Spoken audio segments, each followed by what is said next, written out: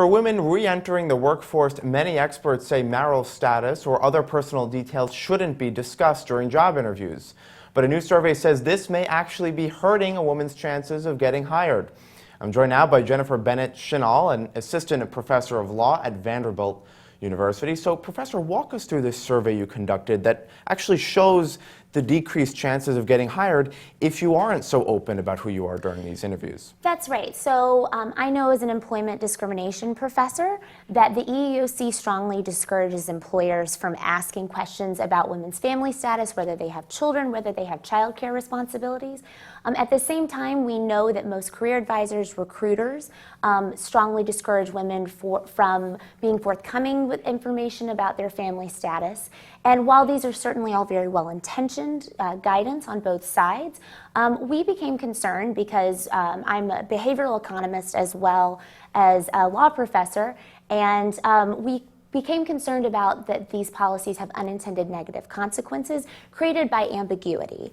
And so we designed an experimental vignette study that we fielded on 3,000 different subjects who were asked to serve as potential employers in our experimental study.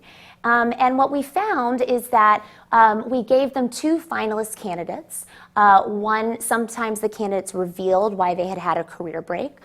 Sometimes the candidates did not reveal that information, and we found that candidates who revealed this information were 30 to 40% more likely to be selected for a job.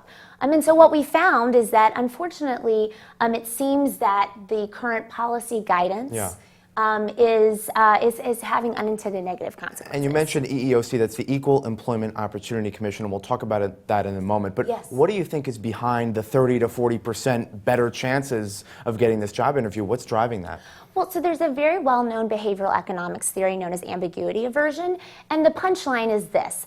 Individuals tend to prefer known risk over unknown risk. And so if you're not forthcoming with information, particularly if you have a childcare related career gap on your resume, you become an unknown risk. And so an employer will then prefer a known risk, somebody who is forthcoming as to why they have a child related career gap on the resume. So what should women say during an interview? Is there a proper way to sort of craft this and reveal those details about you?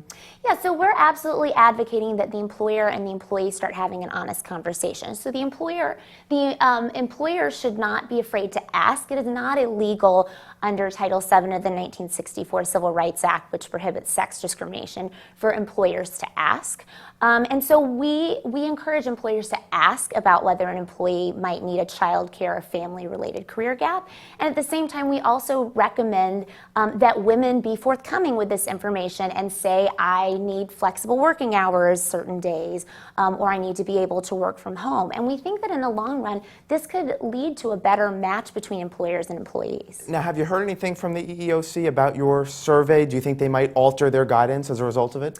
We certainly hope so. We've reached out to them, and we certainly hope that they'll consider altering their guidance as a result, particularly since so many employers design their HR policies based on the EEOC guidance. And just quickly, bottom line, better communication makes a better employee?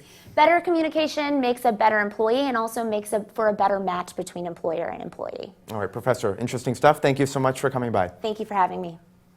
I'm Scott Gamm, and you're watching The Street.